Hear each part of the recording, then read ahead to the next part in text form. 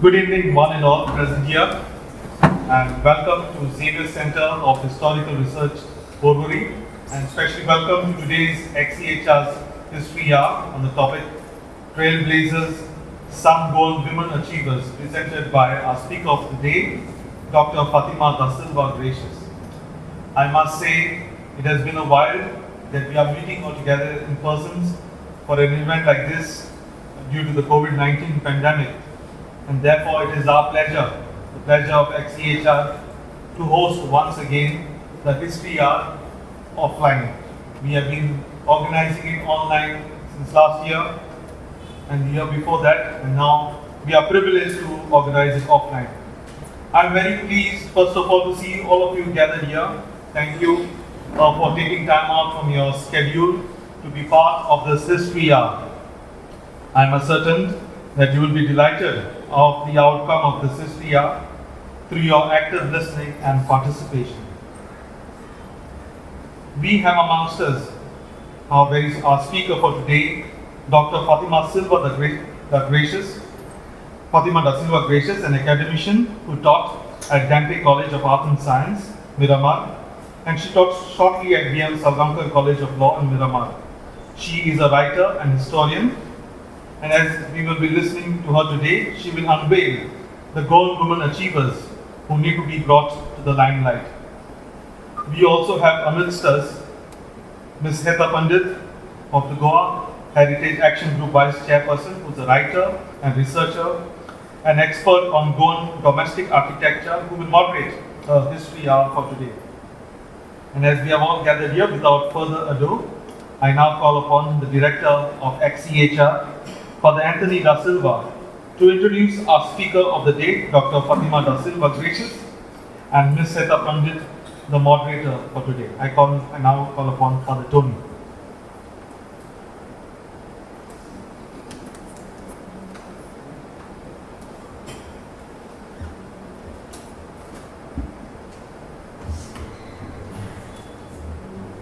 Good evening to all of you. And as Father Malcolm said rightly, we are very delighted to see you here again after this break of almost 2 years and a little more. We are also happy to start these sessions once again with a theme that is very relevant to us today. The theme of the role of women in society, particularly women in Goa. And so I can see from the numbers here, you outnumber the men this evening. And so this is truly your evening, and we are very happy about that. We have two women today on the stage. One will be the speaker, of course, and the other will be the moderator, Dr.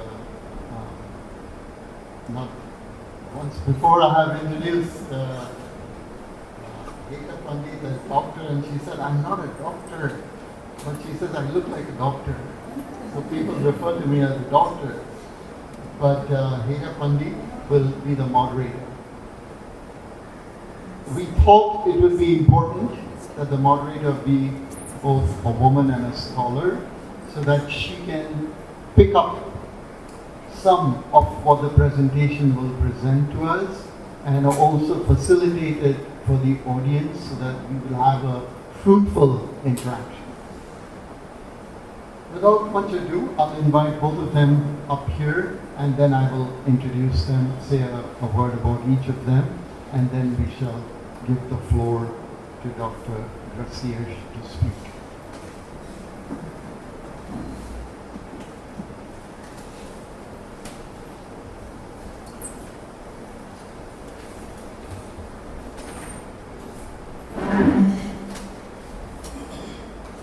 I will begin with just saying a few words about Ms.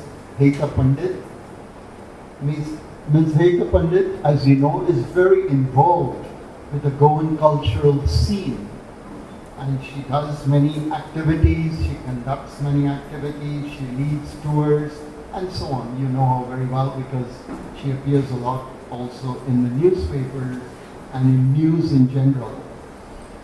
But specifically, I thought what is important to remind us is the heritage aspect that interests her so much, and her scholarly activities and publications in this direction.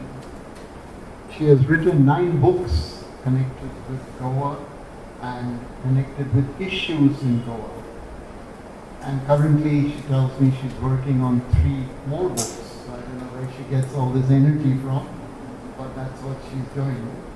It is great that she agreed very willingly and also at a late date to come here and moderate the session.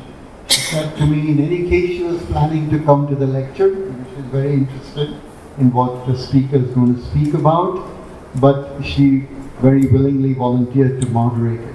So we are very thankful to you, Heta, and we hope that you enjoy both the speech as well as the moderation.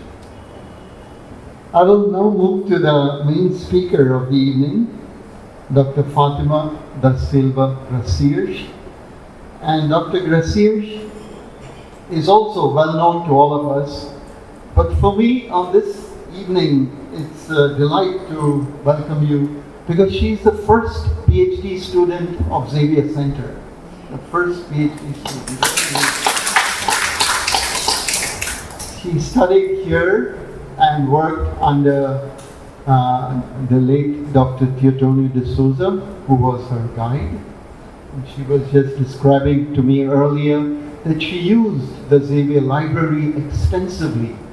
Those of you who are not familiar with the Xavier Library, I'd like to put a plug in here that it is a great library with terrific collections on material on Goa, but also on other issues in the country and in the world. So you're very welcome to visit our library or to use our library facilities.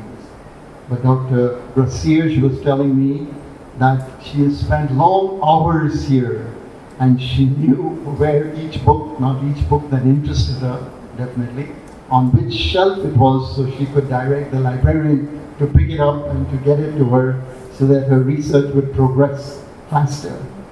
So it's nice that you're back with us, Fatima. Fatima also has published many works, as you can well imagine. And this particular book that we will be presented today, this evening, is also available downstairs in case you want to purchase it. It's a book of great interest to all of us because in a summary form, we get an overview of the contribution of many women to the history of Goa and the role they have played and how we might continue some of what they began. And so in that sense, it's an inspiring book, and also it's a book that will perhaps lend itself to easy conversation among us now and also in the future. And so I welcome all of you this evening to this session. Dr. Gracias also has got many other publications, but what I found very important is this first book that is a PhD thesis, which is on health and hygiene in colonial Goa. And I'm browsing through it, I found that there is not only information about health and hygiene, but there is also information about the social life of the people in Goa at that time. How they struggled, how medications were very scarce, and how they had to maintain their health and hygiene because there were so many diseases around. And so the book gives us an insight and an insight also into her style of writing and how she works with this kind of data to cull out more than data, to build a narrative around data. That is a great skill in academic work. And so I really enjoyed that part of the book. And she has several other publications also writing about the cuisine of Goa and about art in Goa and Goan artists and so on. There are many other publications. I will leave them here on this desk, so in case you want to come and browse during the break time, you are welcome to do so, or at the end of our session. With these few words of introduction, I will hand over the mic to Fatima. She will speak for a while. I've not limited the time, but we will leave at least 15 to 20 minutes for interaction. Then Heta will conduct that interaction session so that we get the maximum out of the audience, as well as we share with you as much as we can of the knowledge of the speaker. So welcome, Fatima.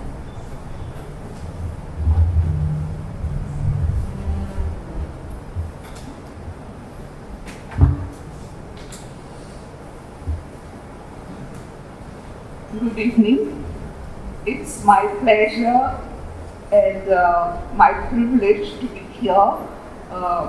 My association with Xavier Center dates back to at least 3 decades. I wish to thank Father Pandit da Silva, the director of Xavier Center, and Father Moderator for inviting me to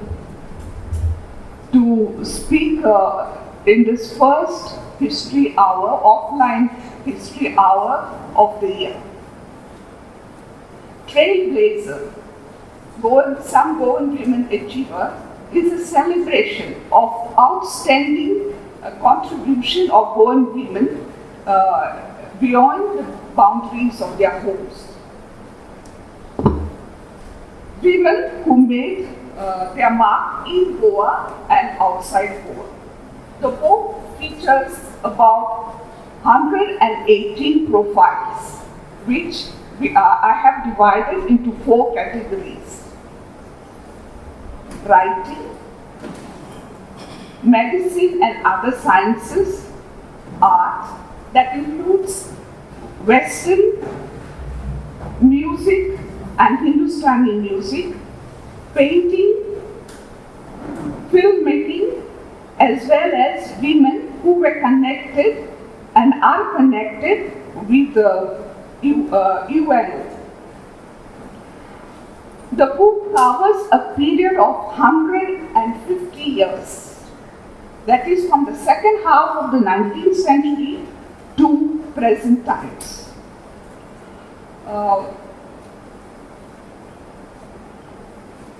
It was not easy, and during this period, women achieved a great deal.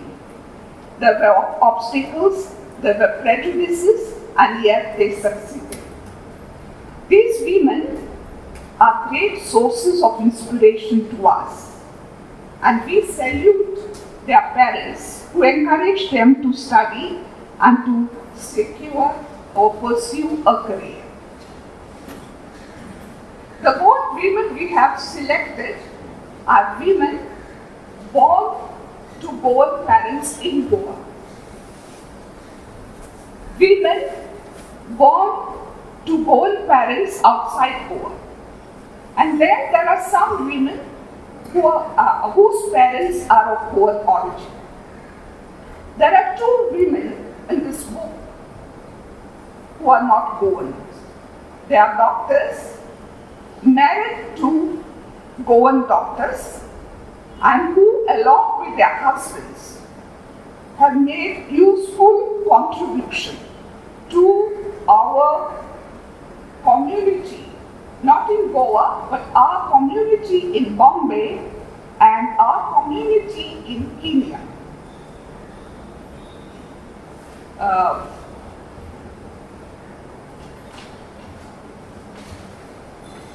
Profiles in this book has been presented in 2 formats. In the first person, as narrated by the person herself, and others compiled by me with the help of information provided by the persons, by their family, and from the information I have gathered in the last 30 years on my research on women. A part of this material I have used regarding music, I have used in a paper yet to be published, which I presented at an international seminar organized by Aix-Marseille University in Aix-Provence in France in 2018. formal education was first introduced in Goa in the 19th century. The first primary school was started in 1846, primary school for women. In the early years, most of the schools were situated in urban or semi-urban areas. Facilities for higher education was restricted to teaching, medicine, music and pharmacy. Women who took up jobs usually selected teaching. Jobs outside their home selected teaching. Some of the early achievers were prolific writers and eloquent speakers. And they wrote in various forms. They wrote short stories, they wrote novels, they wrote poetry, plays, and history.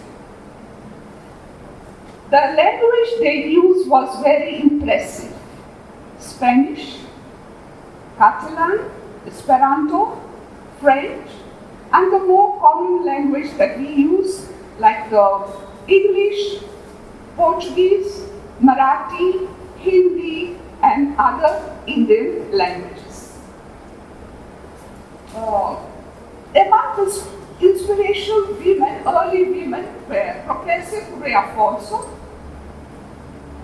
Ermelinda do Stuart Gomes, Leonor de Loyola Furtado Fernandes, and Vimala Devi. Professor Afonso from Benaulim came from a family of politicians, lawyers, writers, and teachers. She lost her husband within a year of her marriage, and she was left with an infant daughter. So she had to do something. She faced the situation with great courage and determination. She decided to go back to school to be trained as a teacher.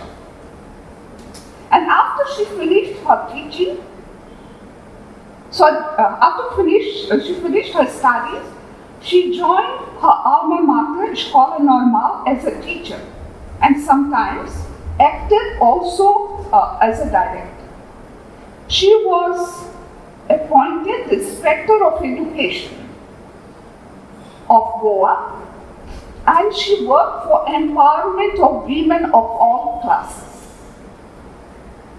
She was a prolific, eloquent speaker, and she was often invited to speak in public, something unusual in those days for a woman to speak in public, not many did. Professor wrote books, and she wrote numerous essays, usually about women, women's education, and other issues.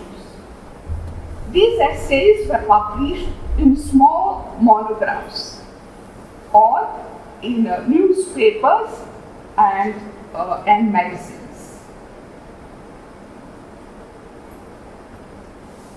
Among early history writers, we have the feminist Ermelinda do Stuart Gomes, who wrote a summary of history of Portuguese India, and also the history of her village Chandor, which was at one time the capital of Goa. Ermelinda was a teacher, and so she took a 6 months leave. In those days, government servants could take leave and go to Portugal. She took 6 month leave to go to Portugal, but she never came back. In Portugal, she made a mark. She got involved in feminist movement, women's conferences, and she wrote a number of essays which were published in various European countries. Her name features in Dicionário Feminino do século XIX e XX. Leonor the Loyola Furtado Fernandes, commonly known to people as Lolita, was the first woman who studied at a seminary, at the Rochelle Seminary, something unusual. She wanted to be a doctor, like her father, but somehow she ended being a writer and being a housewife. She became the first woman editor, and she edited a weekly, a Ilha Portuguesa, published by her family. She also wrote 2 books, and she was a great champion of civil liberties. Then we go to Vimala Devi. From Britona, not far from here, Penn de France. She was baptized as Teresa Batista Almeida. But when she began writing, she decided to take a more exotic name, and she began to sign as Vimala Devi.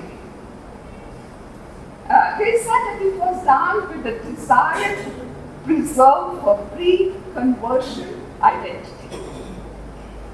Vimala Devi made a mark as an author and multilingual translator. She wrote several books. Along with her Portuguese husband, Manuel Seabra, they published 2 volumes, A Literatura Indo-Portuguesa. And also they published Encyclopedia Portuguesa and Catalan. She also wrote many other books.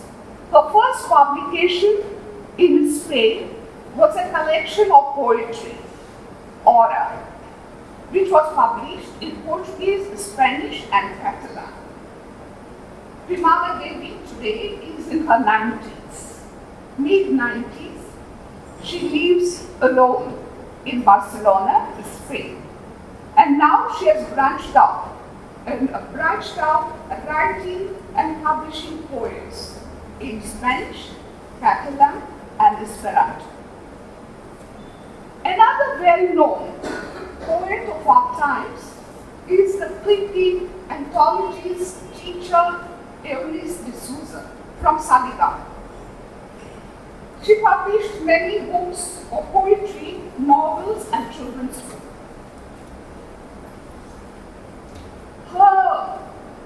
Her name, she is considered as the best women poet of India. Academician and writer Kiran Gurkule, known as powerhouse of knowledge to her students, writes in various languages, translates, and won many awards for her dedication to Konkani language and literature. Playwright, academician, translator, and eloquent speaker, Isabel Santarita wrote more than 40 original plays on issues connected with our land. Her first book was Frescoes in the Book, a collection of 6 plays. Then we have Xavier Viegas, Sheila Jaivan, Vanita Coelho, Amita Kanikar, Margaret Mascarenhas. The book also profiles writers who wrote history in Portuguese and English. The book features half a dozen Konkani writers. Writer, translator, and folklorist Jayanti Naik has written 3,000 books, and she's still writing. She's writing in different forms: short stories, drama, poetry, folklore, and children's books. She writes on women issues and Bahujan community. And she has received many awards and prizes. Hemanai translates and writes books, but also has set up a publishing house and made films. Goan women have made make their presence felt in international beauty contests and also in international bodies like the UNO. Yet, not much has been written about them until I can say recent times. Goa has the current Assistant General Secretary, Leisha Noronha. Maria Virginia Price from Benaudi, who has traveled widely for her work connected with the UNO, writes, in 2000 and in 2007, during the Portuguese presidency of European Union, I was hosted in the Portuguese Permanent Mission in New York as a part of the team in charge of leading the negotiation during UN General Assembly. I immediately realized that it was a real privilege to have this opportunity to witness the way UN works from inside. Unquote. She further writes, in all countries I have visited, I met and learned from remarkable women with scarce resources at their disposal who still manage to care for their families and contribute to the communities and societies. Maria Virginia chaired the UN Committee of Economic, Social and Cultural Rights and conducts training in human rights in numerous countries of the world. In the past, there were three Rangel Ribeiro sisters with the UN, Leonor, Leela Srinivasan, and their sister-in-law, Leah. Leonor was given a job by the UN in Colombia, where she spent many years and would at times ride a horse to reach the impoverished communities. When the time came for her to renew her contract, she decided not to do so. She decided to return to Goa and dedicate herself for her land. Her sister Leela, who participated in Quit India movement, studied at Harvard University, not very common in those days, and served successfully in the UN Department of Social and Economic Development. Their pianist sister-in-law Leah, the wife of the novelist Victor Rangel Ribeiro, was the principal of United Nations International School. Award-winning journalist Patricia Pereira Shetty was the bureau chief of renowned Newsweek magazine at the UN New York, where she had the opportunity to meet more than 145 world leaders and personalities. And she interviewed many of these leaders. Among the interesting ones, she interviewed Sheikh Mujibur Rahman, the president of Bangladesh, who was later murdered along with his family, and Fidel Castro, the president of Cuba, whom she called a caballero and a charming persona. She also enjoyed interviews with Indira Gandhi, the Prime Minister of India, because she was a woman and Indian like her. Other people she interviewed included General Augusto, President of Chile, Zulfikar Ali Bhutto, the Prime Minister of Pakistan, Pen Ben Dong, Prime Minister of Vietnam, Olaf Palme, Prime Minister of Sweden, Karmal, President of Afghanistan, and Robert Mugabe, President of Zimbabwe. Nearly 2,000 entries in the book are related to women in medicine and other sciences. Some of these studied in our very own medical school, one of the oldest medical schools in Asia. Others went to British India, and yet others went to Portugal, to UK, and US. Among these early women who studied medicine was Emelina da Cunha, who was one of the first 3 Indian women and first born to graduate from Grant Medical College. Women actually, that she finished in 1893. Women actually could join the Grant Medical School in 1884, but male doctors and teachers were not prepared to teach them medicine. Emelina practiced medicine for a while in Bombay. She was appointed medical inspector of Bombay Port, where her services were highly appreciated, especially during the pandemic of plague. Encouraged by her father, José Gerson da Cunha, who was a historian, a writer and medical doctor, she went to Italy, to Florence, to study medicine and music. And from there she went to UK and she specialized in bacteriology. In London, she met her future husband, who was also a doctor. And they married and they came back to Goa. From Goa, they went to Bangalore, where he was appointed as a director of one hospital. Emelina never practiced medicine. We don't know the reason why, but after her marriage, she did not practice medicine.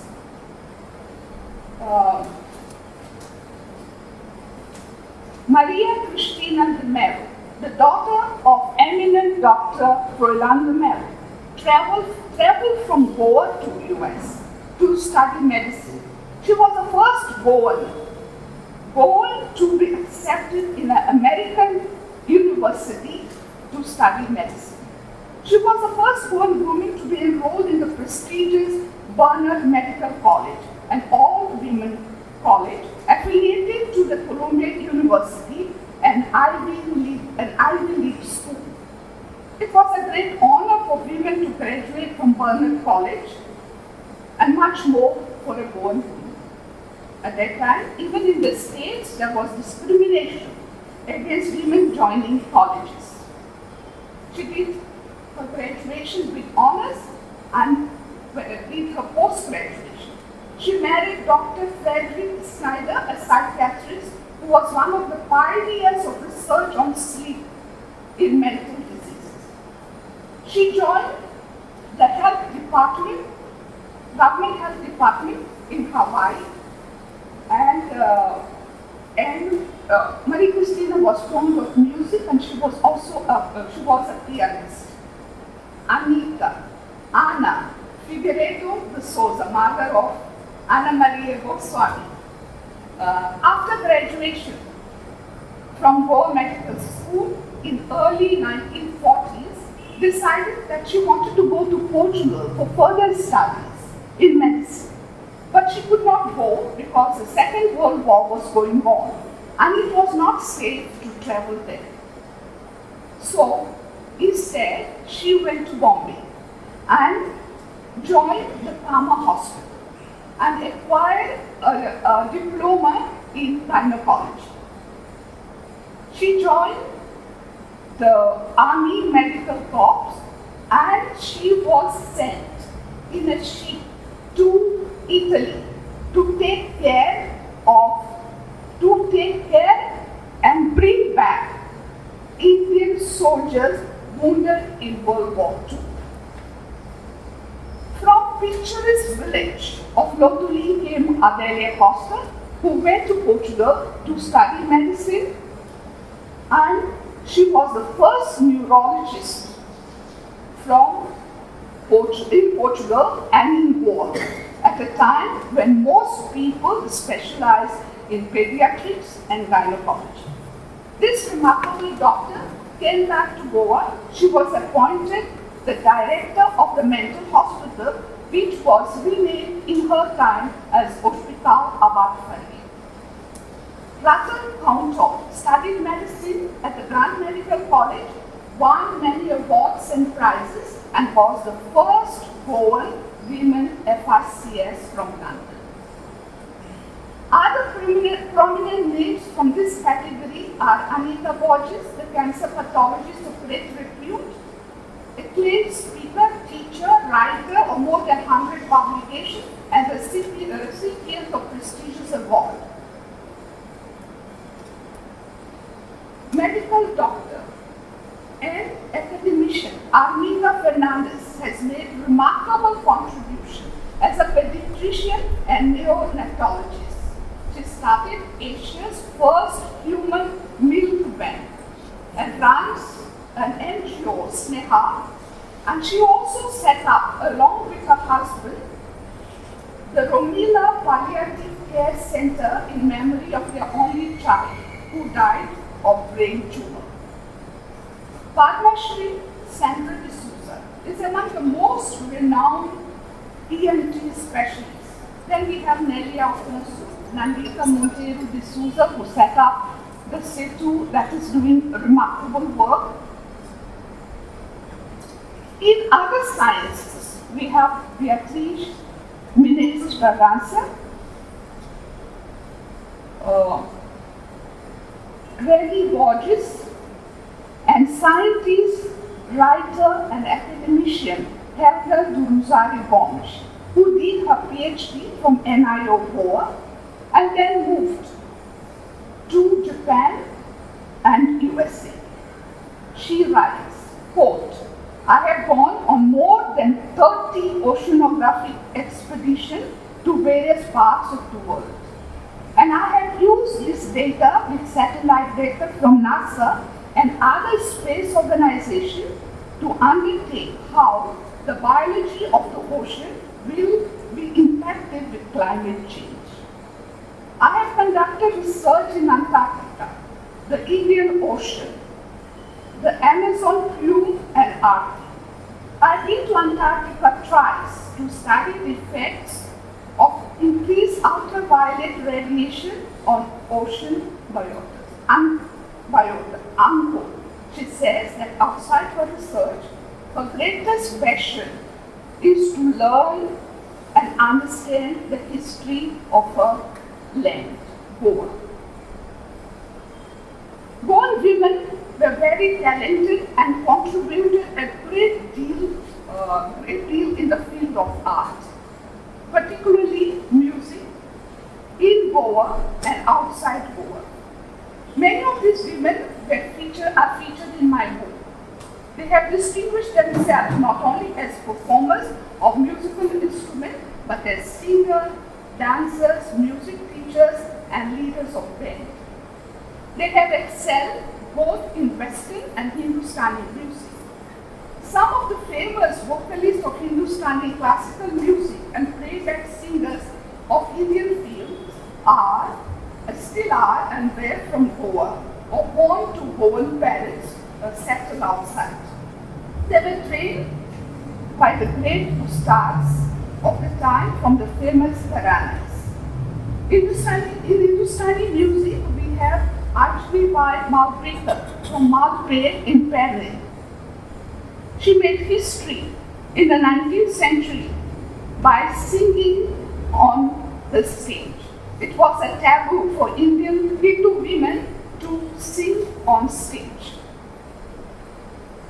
Mokabai Kurdikar from Kurdi, Sange, a village that no longer exists today because of the dam that was built.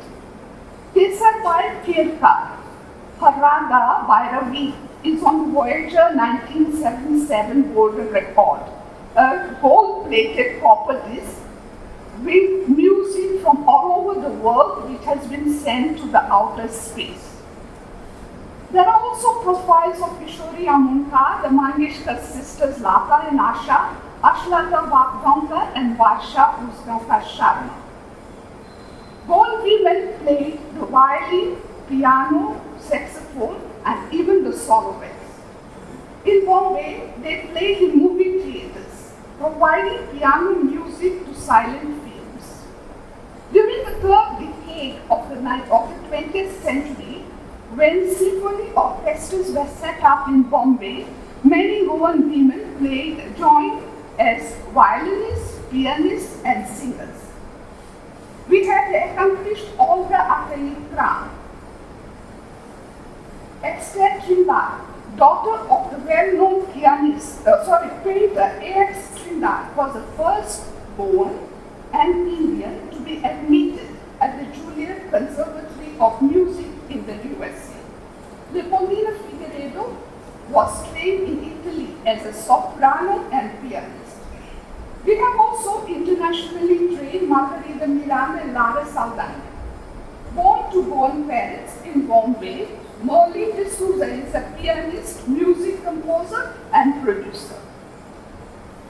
Internationally trained violinist Myra Schropp started violin school, played in orchestra in Canada, and participated in numerous recitals.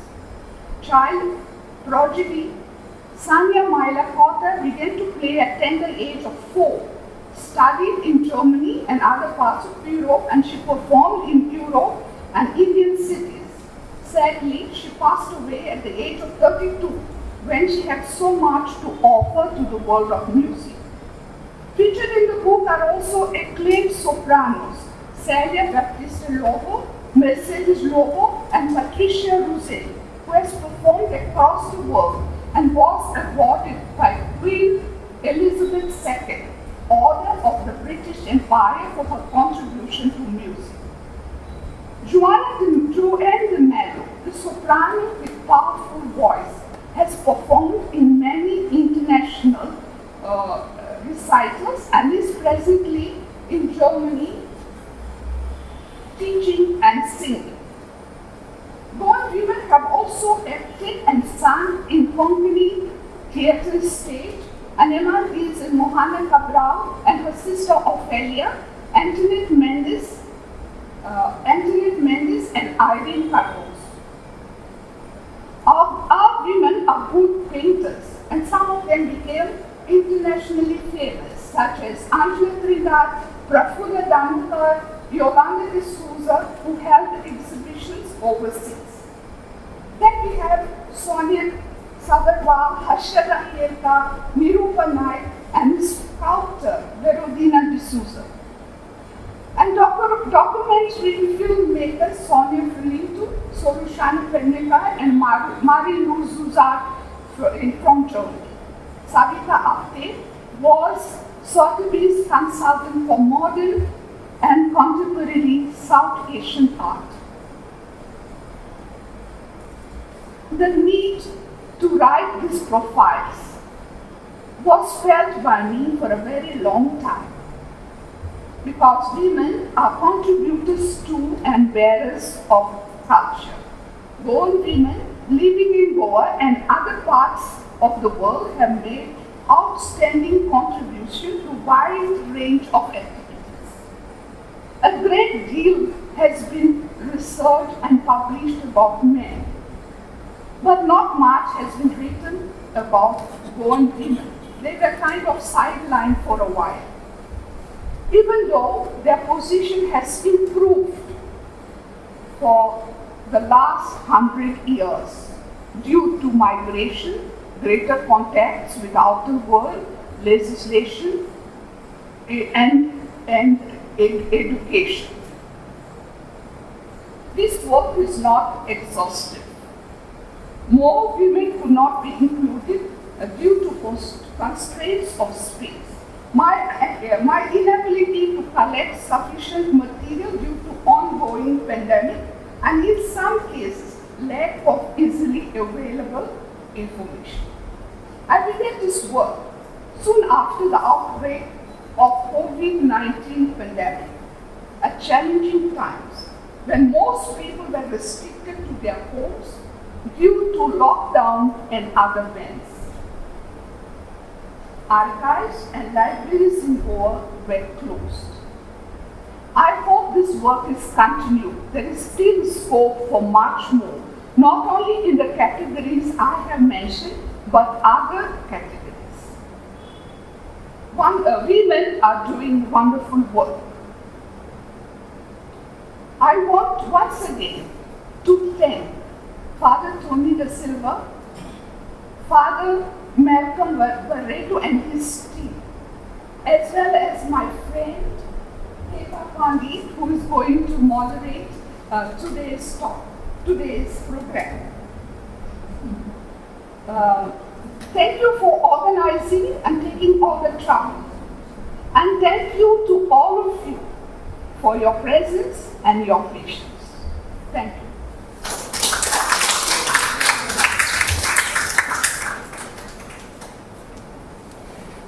Good evening, everyone. Thank you, Fatima. It is absolutely wonderful, fascinating stories of these amazing women. We look forward to a sequel. Somebody else. Thank you. In fact, Fatima, your book, Health and Hygiene in Goa, helped me also. So when I was researching stories from Goan houses, and I went to a house in Pune, and I asked them where the delivery room was. Sandeep Kulekar just stood still. He was shocked. He said, "How do you know about the delivery room?" And I said, "From Dr. Fatima Gracias' book." So I've learned a lot from Dr. Fatima, from her books, and I also did most of my research for my past books at the Xavier College at Xavier Center, so to which I am most grateful for. I'll open the floor for questions, and with a request, please limit yourselves to 2 questions per person, and also avoid giving a lecture as the questions. Thank you. Yes.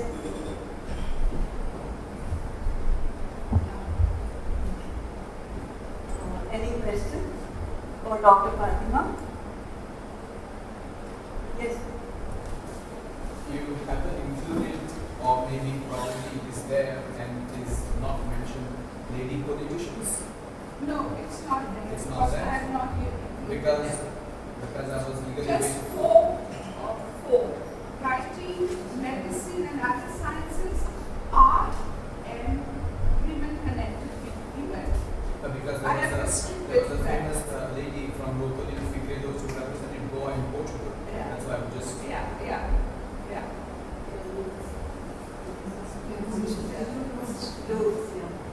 Any particular reason why you avoided competition? There's also I could not go out here, so if you walk out and search and start going to newspapers and magazines, and that was not possible for me to go out of the house. It was just started, finished within 2 years. Thank you. Thank you for the question. Anyone else? Yeah. Yes. Can you say a little bit about your process? I know you consulted books and you read a lot about these women, but did you speak to most of them or all of them? And what was that like? I'd like to hear about your experience as you learned more about these women. What did it feel like and what led your process? No, I have spoken not to all of them, that was again not possible.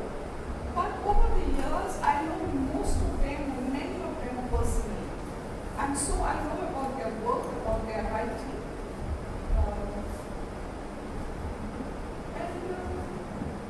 That's it. You mean to say what was their reaction? And so I'm more interested in your role as you discovered, the profiles of these women. What did that feel like? What have you learned overall, besides the individual profiles, and how do you see that work to go forward? How to move forward. The impact, the emotional impact of your experience in the Yeah, because I feel that there's a lot to be done. And as I said, I could not meet people personally. And I spoke to them over the phone, and I met a few people. And I think I felt that not much had been done about these women. And there was need to do. Even here in this profile, there's much more that can be added.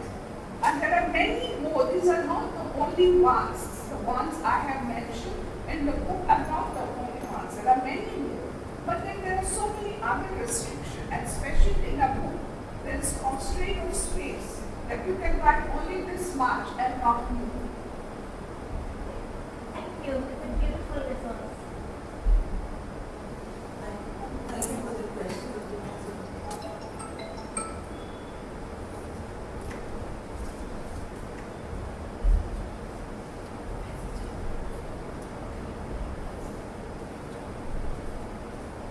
Anyone else would like to ask a question before we wind up for the day?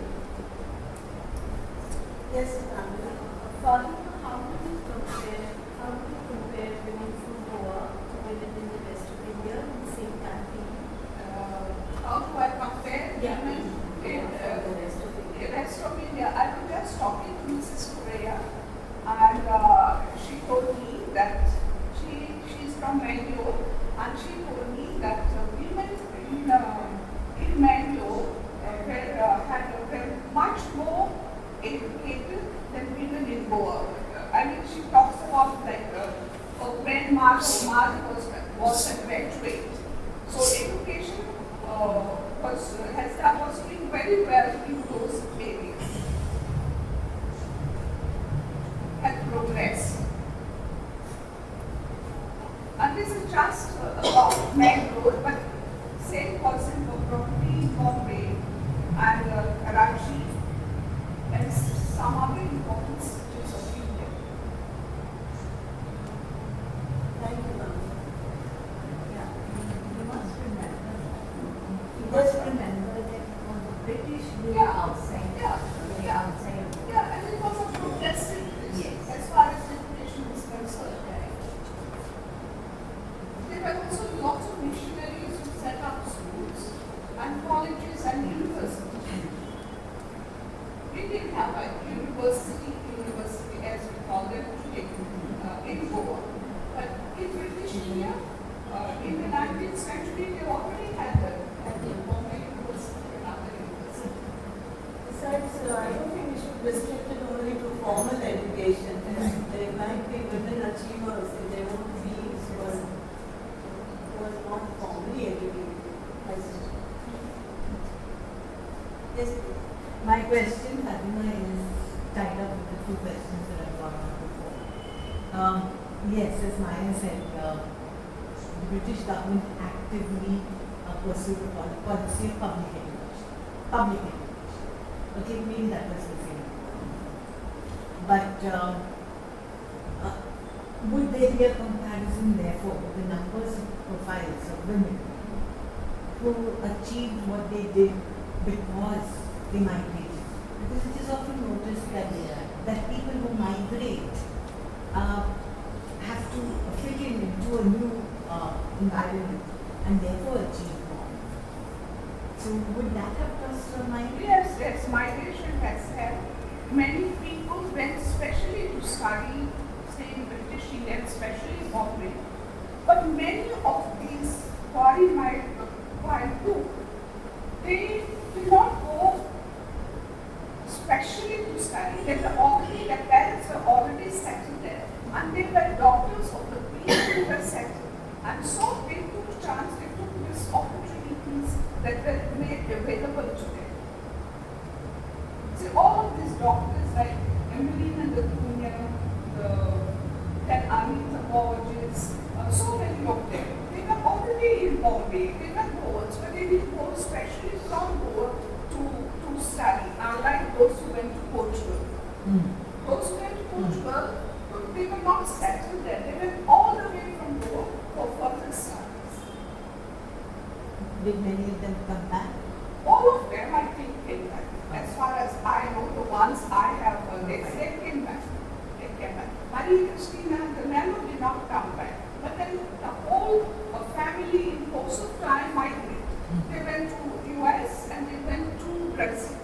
So there was no question of coming back. And then their mother also was not a Goan, she was a Swiss German. So all that must have contributed.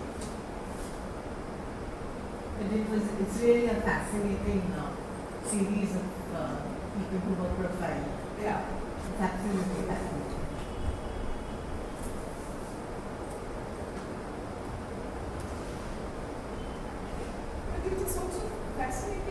in early 20th century, Goan women going say even to Bombay and to Europe, to Portugal, to UK, on their own. Of course, they must have had some relative over there, but traveling alone, going alone to study, it's not a small achievement. Because our society also is not so open and, orthodox society. And Quite a challenge, yes. Amazing.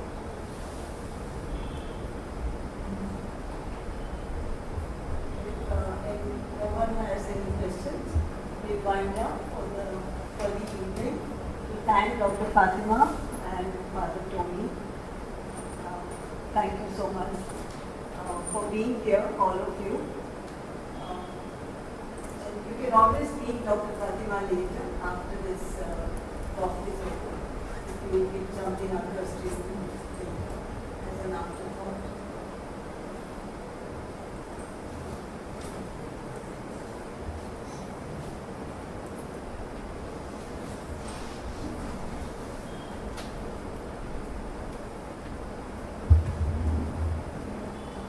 On behalf of Xavier Center of Historical Research, on behalf of the director, the staff, I would like to thank you, Dr. Fatima, for the history. I feel, the 118 profile of this Goan Women Achievers is something we need to read, and I think you have explained in a short while. I think it's fantastic, to at least some of the achievers. And I think it's an inspiration for each one of us as we regard our own women today, the context today, at least for our context. So thank you very much for putting that in perspective, especially the history is concerned. So thank you, Dr. Fatima. I'd like to thank also Ms. Heta Pandit. On a very short notice, you have accepted to be the moderator for today. So thank you very much. I'd like to thank particular people, especially the director, Father Tony, who helped me to initiate this history out for today. Thank you, Father Tony. I'd like to thank our co-workers, Aarti, our librarian. We have Pratiksha and Bhavish, who are also on our staff, and including Dilip. Thank you for your work. Also, we thank the Scholastic Danzel, who has been clicking photographs for today. And most important, thank you all present here. Thank you very much, because it's been a long time since 2020. Yes, we had the pandemic here, we were uncertain of a lot of things. But today, you made this presence. I think your interactions were, even though it was short, yes, I'm sure the active listening was on. And for that, I would like to thank each one of you. I hope to see you coming more often now for our history hours. And please do visit XCHR, for all kinds of research, to have interactions with us. So thank you very much and have a good night. God bless.